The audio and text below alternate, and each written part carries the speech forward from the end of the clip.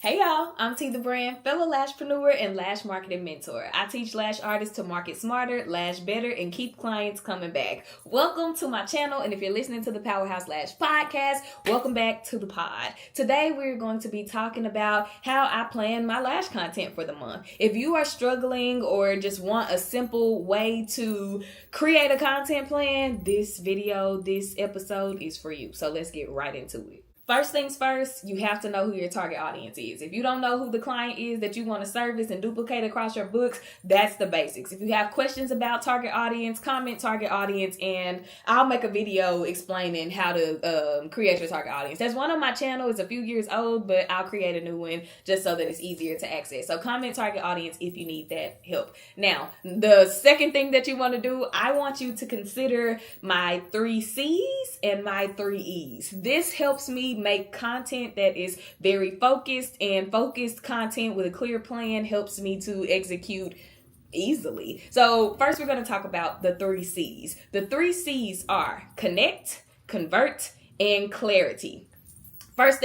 First, connecting with your audience matters. They need to understand who you are, get a feel for your personality. So these are the posts that you make with your day in the lives, your lash with me's, your setup with me for a client, things that just invite them into your world, into your space, into your work as a lash artist. When it comes to,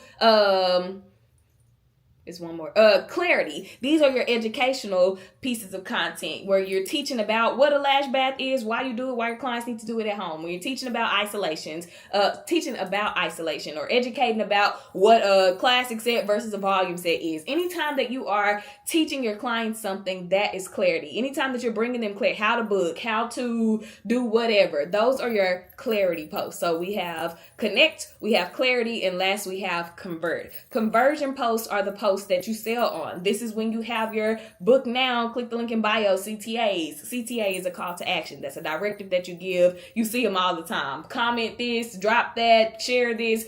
That's just giving a directive call to action. You are calling your audience to take action. So CTA. These are the posts where you're posting your lash sets and you're posting your promos and you're posting anything that you think will get people in to book with you, or the purpose of it is for clients to book with you. Now, you want to combine those 3 C's with my 3 E's, and my 3 E's let you know what each piece of content should be doing. So think of it as the purpose of the content. The first E is to encourage. This pillar is super simple. There are always trending sounds that are motivational. There's always a quote that you can post. You can post a picture of you with a quote, something that is going to connect you with your audience beyond lash extensions. You can choose what that may look like for you, what you may want it to look like, but you want to make sure that you are doing something to encourage them. You can even go as far as taking your actual content pieces and finding ways to encourage them in that. So yes, you want to encourage them, in life outside of lash extensions, but you can also create a post encouraging them to wash their lashes and sharing why. These C's and E's, they're supposed to merge together. So don't feel like you're doing double the work. You just have categories, which are your C's, and you have purposes for the content in each category, which are your E's. E number 2 is to educate. You want to make sure that when you are posting about whatever subject, you are educating. So we've already given you some encouragement about your lash bath, and now we're going to give you some education about your lash bath. We're going to tell you why it's important, XYZ, all of the things. So education is important. It is not your job to educate other lash artists if other lash artists are not your ideal client. It is not your job to create content, to entertain, to educate other lash artists if those lash artists are not your client. Because what you're going to do, you're going to confuse your audience. Lash artists are going to see that you're talking to them. Lash clients are going to see that you're not talking to them, and the lash clients don't be booking. They are not going to be booking, and neither are the lash artists. So let's stay focused. All right. And number 3, you want to entertain. Now, when it comes to entertainment, you don't have to do any silly things. And I always use the example because it was just so heavy in 2024. Like, there was a trending sound and a trending action where people like roll off the lash bed and onto the floor and like pop up like this and have something to say. Like, you don't have to do all of that.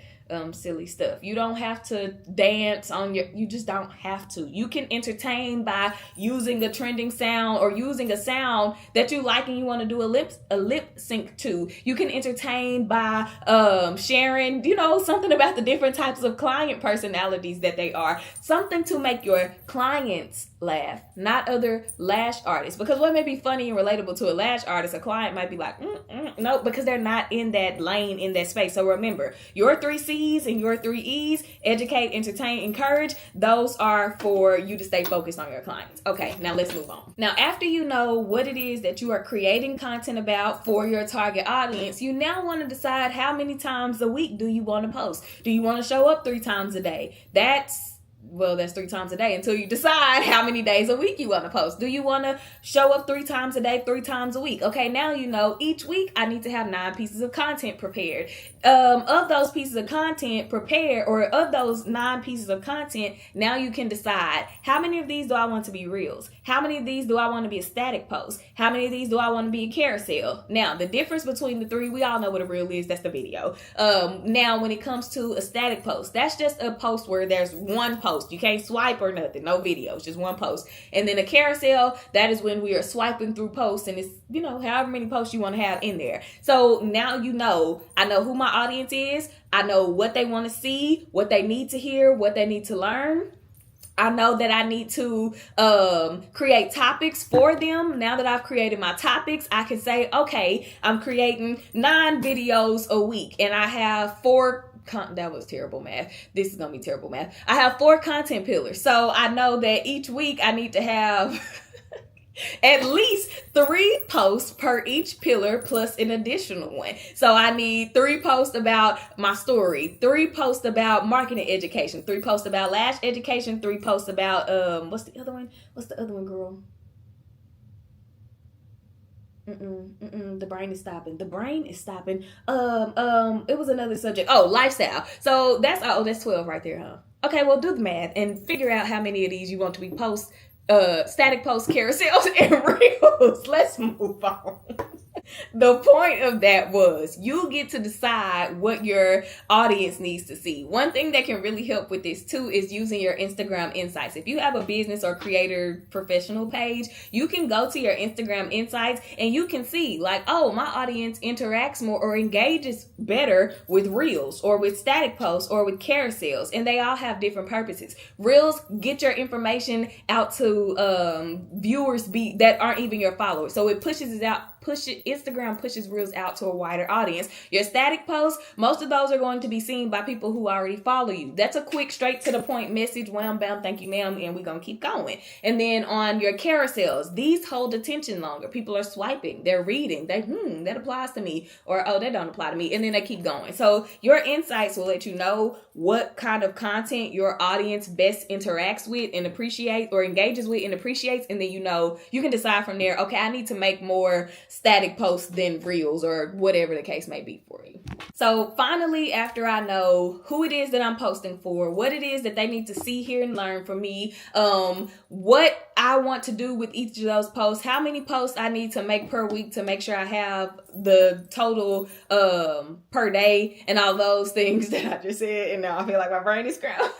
Now that I have all of that done, I can write out a plan to, okay, this is when I'm going to record. It makes it so much easier to batch content when you have done the planning part up front, because now I can sit down and I know I need 3 pieces of content about my story. I can go ahead and knock those out right now. And I need 2 pieces of content about lash education, and I can knock those out in one sitting. That allows you, the planning allows you to batch record, and ultimately makes the production of content and the execution of content a lot easier. I hope that this video was helpful. It was a quick video, a quick episode, but I feel like I've already said so much and I don't want to overload your brain. If you have have any questions, drop them in the comments. I am super happy to answer and help you. I also offer Power Hour Clarity calls. Those calls are for you to get whatever it is that you need. If you feel stuck in your lash business, you like, girl, I don't know what to do, that's what I'm here to help you with. I'm here to give you some clarity, help you untangle the thoughts in your brain, and